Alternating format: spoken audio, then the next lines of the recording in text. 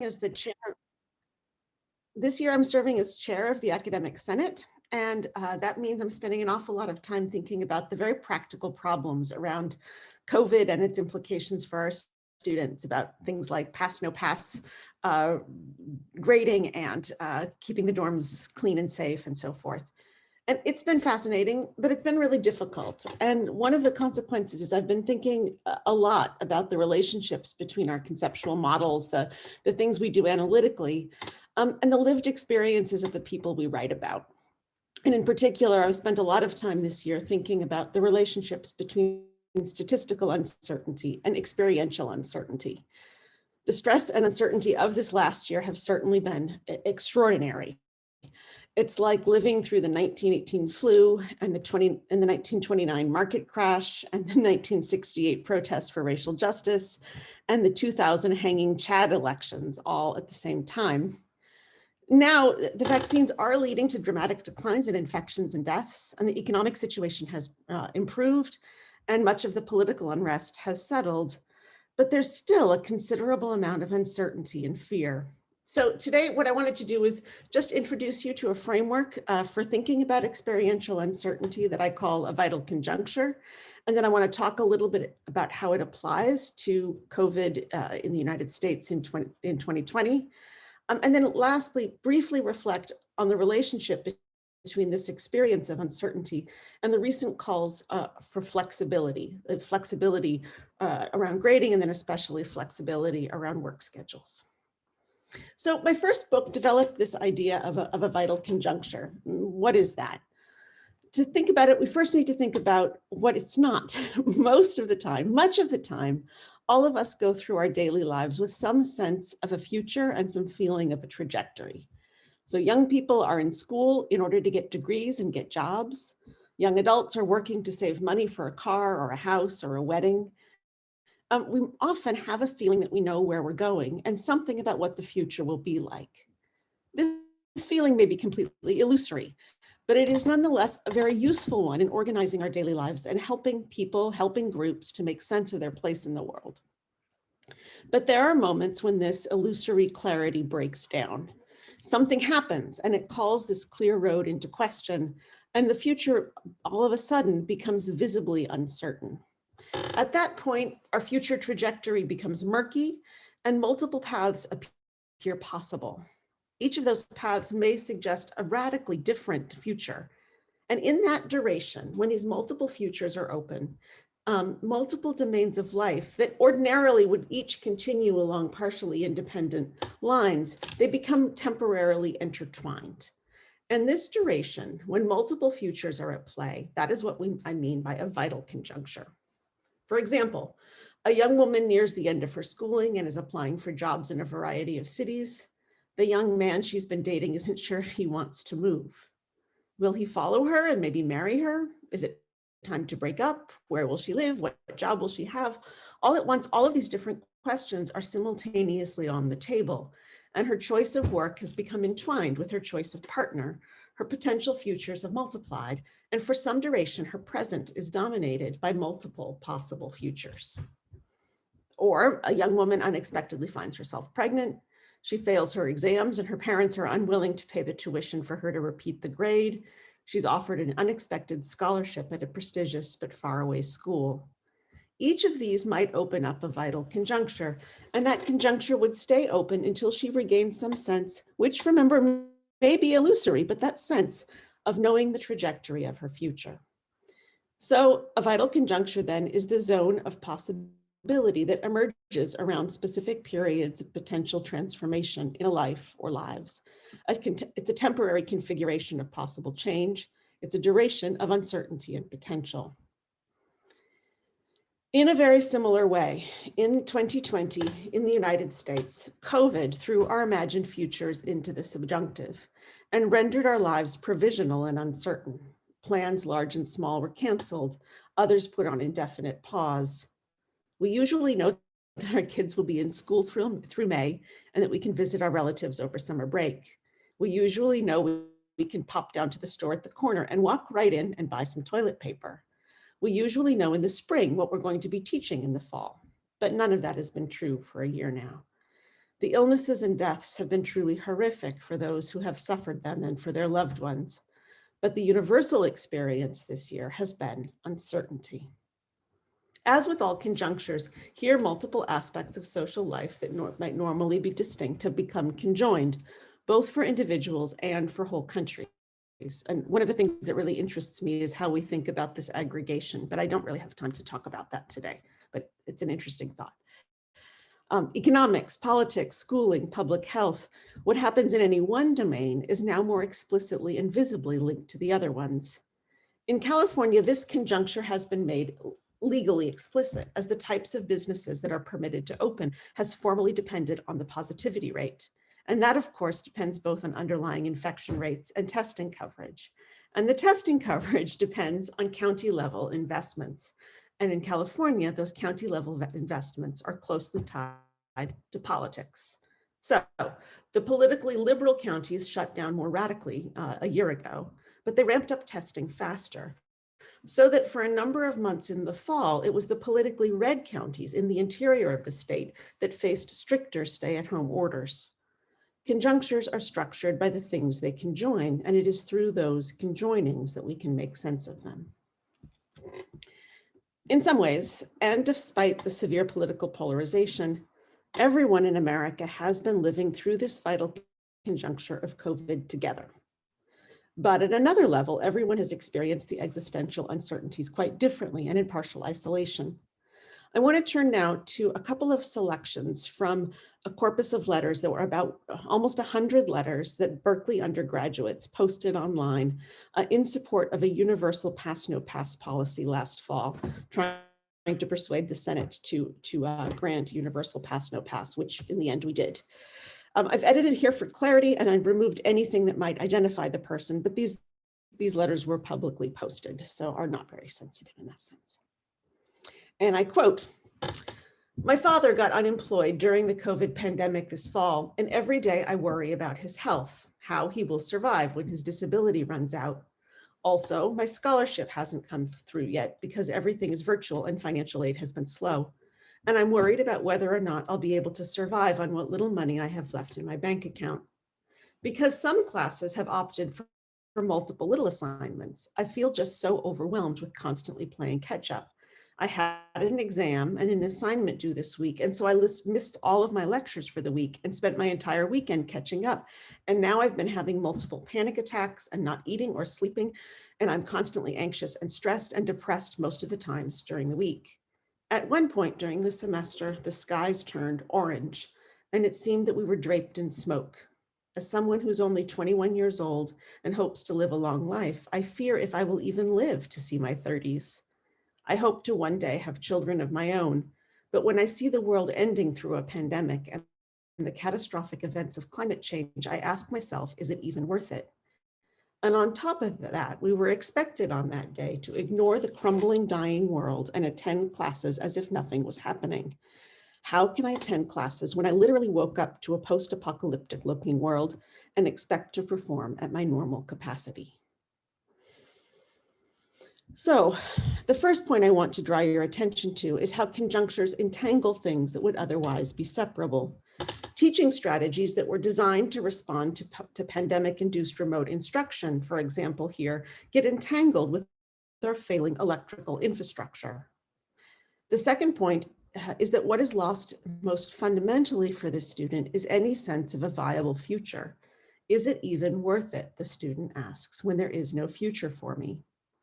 Other students' letters focus on the conjoining of different elements. Black Lives Matter played a prominent role, as was the election itself and fears around that, family obligations about supporting younger siblings with online learning. But what most of these letters share is a sense that the future has been withdrawn, that there is nothing that they can know about what will happen or where they will be, and that they therefore cannot live successfully in the present. Here's a second example. I was planning to move on campus this fall, but when Berkeley declared it would be online for August and recommended staying home, I changed my plans. I had expected the school would respond to this change of plans by ensuring accommodations were made that every student had the opportunities to succeed. However, no campus service was available to help me secure a stable internet connection. I live on a farm in a relatively underdeveloped area with unreliable internet service from a satellite. I live with my family, with multiple people working and attending classes from home, resulting in my internet being especially slow from 8 a.m. to 5 p.m. Add to that the fact that I'm in a high-risk group for developing serious complications from COVID and live with my elderly grandmother, so my family has been in fairly strict quarantine since March, and my mother and I have both been unable to work due to COVID. In September, my family had loaded our cars and been told to be on standby for almost 2 weeks during the Northern California fires. I was checking the evacuation orders every 20 minutes through the school day and making arrangements for our chickens while managing a full course load. My current situation, the immeasurable fear, the lack of social interaction, the stress of classes, the lack of internet access, makes me feel like I don't even have a future. In the next section, I want to think about the broader context in which the 2020 crisis fits, and in particular, think about the point that uncertainty has been increasing for many Americans for as much as 2 decades now. If you think about the half century from the end of World War II until September 11th, 2001, and then think about that in contrast to the first 20 years of the 21st century, the contrast is stunning. Many of us who have done fieldwork in Africa have stressed the ways that the extended crisis that gripped much of that continent from the 1980s to the turn of the millennium generated a state of generalized uncertainty, such that any kind of future felt constantly withdrawn. But increasingly, for some categories of Americans, the same has become true here. When people imagine global convergence of family structures or political forms, they usually do not envision convergence on the African forms, but that appears to be what is at play now. To think about this Africanization of American lives, I want to introduce you to 2 people who graduated from Berkeley 8 or 10 years ago. They were both undergraduate students of mine, and they participated in a research project that I conducted around transitions to adulthood during and after the Great Recession. First, I give you Cole.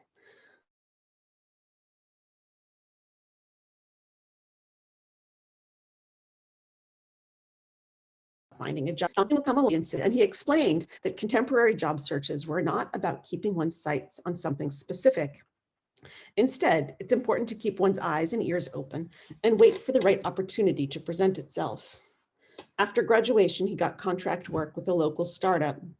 The work was exciting, but decidedly short-term, 15 months, and from the beginning, it was clear that his contract would not be extended. But Cole didn't want it to be because 15 months seemed like a long time. What was next? I asked. He didn't know. He thought maybe graduate school or more contract work, but he explained, the flexibility. I want you to hold that word, flexibility.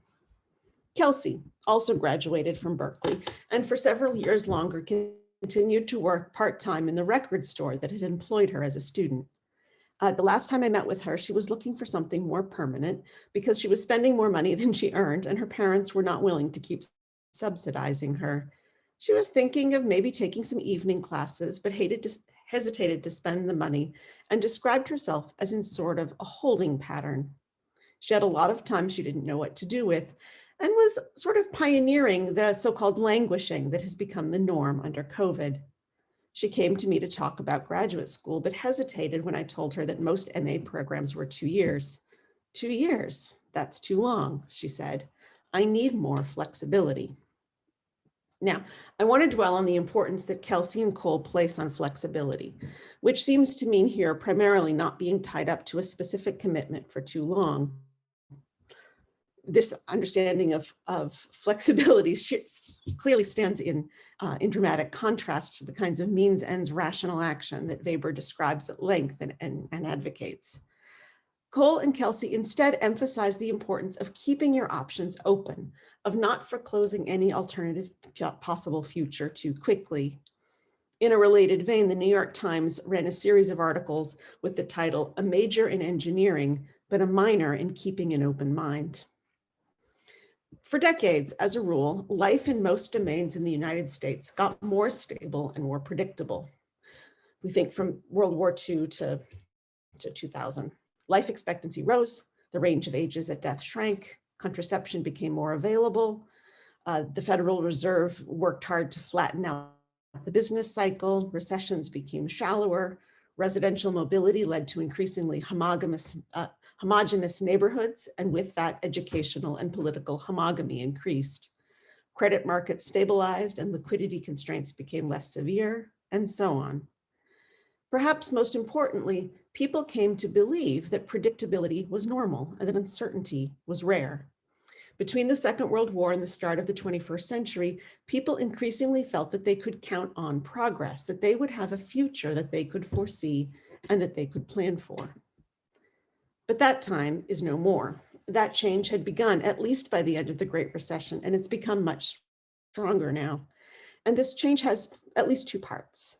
First, uncertainties large and small have grown in all important domains of life. And second, and perhaps paradoxically, people have come to put much greater positive value on flexibility. To think about the positive value placed on flexibility in relationship to the crisis, I'm going to turn to a series of articles that appeared in the New York Times back during the Great Recession that explored the changing nature of work. In those articles, the most often cited change was the rise of flexible labor, that is, short-term contracts, often without benefits. Flexible labor is contracted over short time horizons without long-term commitments. Oh, I just said that. The Times noted that these flexible work arrangements were growing, and I quote here, "Many people are apparently looking at multiple temporary jobs as the equivalent of a diversified investment portfolio," close quote. And one man who's interviewed in the article says that, quote, "He actually preferred life as an independent contractor, being constantly laid off and rehired, juggling multiple jobs to his old corporate position. I think it's far less risky than being in a full-time job somewhere and then cut at will and left with nothing." Since that article was published, the centrality of the gig economy has grown enormously. Last fall, California voters passed a ballot initiative that overrides the California Supreme Court to allow ride-sharing companies to continue to classify their drivers as independent contractors rather than employees. The ubiquitous ads leading up to that election claimed that drivers referred to, quote, "remain flexible" by a ratio of 4:1. Whether that was their preference, I have no way of knowing. But the fact is that flexibility has become a credible attraction in a way it was not before. It was persuasive in a political campaign that drivers would prefer flexibility to health insurance. The celebration of flexibility evident in the changing shape of American work echoes a far more exuberant celebration of the kinds of flexibility and spontaneity in non-work life that's been made possible by technical innovations like Pandora and Match.com and Amazon, as they replace GE, Ma Bell, Ford, and McDonald's as the leading companies. In that sense, COVID did not so much introduce uncertainty into our lives as recast it as dark and dangerous. Right now, as a university, we're navigating issues of uncertainty and flexibility, particularly around conversations about the future of work for our staff. And in particular, the prospect of having large fractions of our staff who continue to work remotely some or even all of the time. In a recent survey that was conducted by Berkeley HR, over 2/3 of our staff responded that they hope to continue working from home 3 days a week or more after COVID. They wanted the flexibility to determine their own schedules in order to better confront the many forms of uncertainty that they now face. It is, of course, humane and responsible for us to support our staff in finding ways to make work-life balance possible. But their flexibility pushes the uncertainty onto others, onto other staff people, onto students, onto faculty, who now don't know when or where they can get the support that the staff who were formerly on site would provide. The same survey that showed that almost 2/3 of staff reported that they had been more productive under work from home, nearly 3/4 of faculty reported that they had been less productive, and cited particularly one piece of that they had less ready support from their staff. So one person's flexibility can be another's uncertainty. In lieu of a conclusion, I just want to leave you with a question to think about. This rise of flexibility in work domains, is it a solution to the contemporary problems of uncertainty, or is it a symptom that we should fight to overcome? With that, thank you.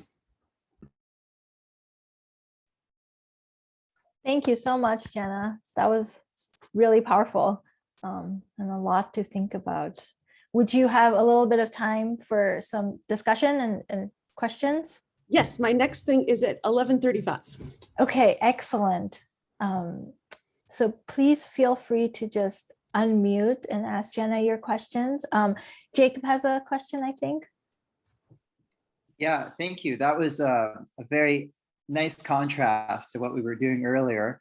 And I'm trying to link the two. And I think I've thought a lot about this because I work in the area of immigration. I think a lot of like undocumented people I'm wondering why, at least I haven't seen any economists look at how uncertainty reduces investment amongst immigrants. But I think you can generalize to this case when we think about childbirth. And I'm wondering if you know of any economists or demographers or any population scientists that have integrated measures of uncertainty to explore heterogeneity, say across a period like we're going through, where there's this increase in like, obviously a celebration of flexibility, but also like a fear of it and how it's affecting, say, something like fertility rates. Because we can think of actually mortality rates moving up and down and everyone's focused on that. But in the long run, we might be interested in how people are responding differently. They're saying there's a baby bust, but it could be, there could be heterogeneity depending on how people respond to, you know, that uncertainty. So I'm wondering if anyone has integrated that into demographic models, that parameter. Yeah, no, that's a really lovely question. There has been a lot of work in poor countries trying to integrate measures of uncertainty, particularly related to, there's particularly a big literatures on fertility and HIV and thinking and uncertainty. So I can give you some of those references, but I think you're more interested, I think, in rich countries. Is that right? I'm looking at you. Yeah, especially considering the decline in fertility, and maybe it's even linked to like the gig economy. Like you could do a comparison of people that in Japan, for example, which is a country that is known for the white collar corporate lifetime employee, like salary man, comparing those to like people that are kind of shut out of working for Toyota or something like that, and seeing their fertility patterns, how they might differ. That would be a very stark example. But, you know, also in our economy, we have people that have, like you know, maybe more stable job than a lot of people in the gig economy, and other fertility rates are different. Yeah, so I'm new to studying the US. Where I would go first is some of the work of our former colleague, Danny Schneider, who's now at Harvard. Following immediately after the Great Recession, actually already during the Great Recession, he was determined to start collecting data, and he looked a lot at trying to, if it was possible in US survey data to distinguish people's own economic hardship from their uncertainty about hardship. For example, you know, looking at people's own risk of unemployment and then the risk of unemployment around them. And then he did a bunch of work looking at uncertainty in scheduling. So people who work for companies where you're scheduled at the last minute, this attempt on the part of companies to manage to reduce their labor costs by limiting who's on. Yes. Oh, there we go. Anya gives the link to Danny's ongoing project. Yes. So I would start there. First of all, he's brilliant himself, but then second of all, I would think that he would be the one who would have the reading list, the bibliography that you need for that question. Other questions? Christine? Thank you for such a great talk. I'm wondering if you've written any of this up in citable form. I'm working on a project on millennials right now, and wage inequality among millennials versus Gen X. And you have you, as always, have such brilliant insights. I'd like to be able to cite some of them. No, this year I'm chair of the Senate, and I'm like, I putting it in enough format that I could give it to you was as much as I could pull off. There's nothing in here that is, I think absolutely everything. You could just take these ideas and claim them, and I wouldn't mind. I don't think there's anything in here that's. Well, you have such a that I need beautiful to way design. of phrasing things and packaging them. You're too kind. You're too generous. No. Maybe one more question, and we can let Jenna go.